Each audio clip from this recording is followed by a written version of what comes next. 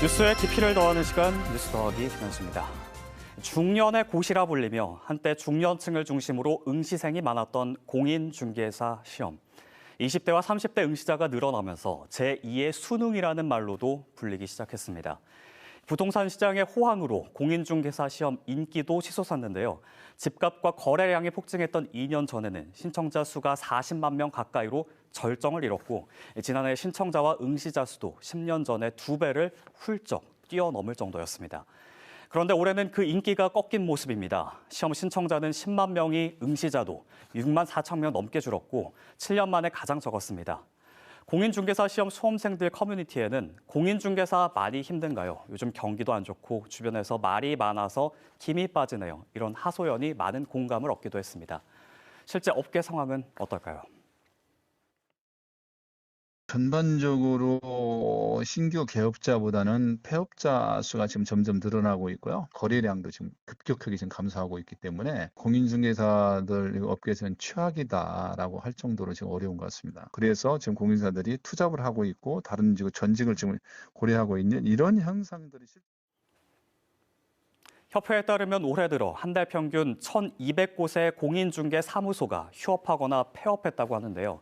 전국 곳곳에서 발생한 대규모 전세 사기도 영향이 컸습니다. 일부 공인중개사들이 전세 사기에 가담한 걸로 알려지면서 공인중개사들에 대한 신뢰가 떨어진 탓도 있다는 게 업계의 분석인데요. 또 전세 임대 거래 자체가 줄어들기도 했지만 공인중개사들이 위험 부담을 피하기 위해 전세, 특히 다가구 주택의 전세는 중개를 꺼리게 됐다고 합니다. 아파트로 가는 징검다리 역할을 했던 다가구 주택 전세가 무너지게 되면 부동산 시장 전체에도 영향이 있을지 우려도 나오는 상황인데요. 앞으로의 전망도 밝지 않습니다. 주택산업연구원 발표를 보면 이번 달 아파트 분양 전망 지수는 넉 달 연속 감소했습니다. 대전과 세종도 10포인트 전후로 줄었는데요. 분양 가격과 물량 전망도 내림세로 조사됐습니다. 가계부채가 상당히 부담된 상황으로 이어지고 있고요. 대출 규제라든가 이런 현상들이 계속 이어지고 있는 한 사실상 부동산 시장이 단기적으로 반등되기 좀 어렵다고 판단하고 있습니다. 중개업계는 사실상 경기 상황과 비례된다고 말씀도 할 수 있습니다. 최근 발전하는 AI 기술과 온라인 플랫폼도 공인중개사 업계에 위협적으로 다가오고 있습니다. 지난해에는 공인중개사협회가 한 플랫폼 업체를 고발하기도 했는데요. 이곳은 중개보조원을 생활공인중개사라는 이름으로 모집하기도 했습니다.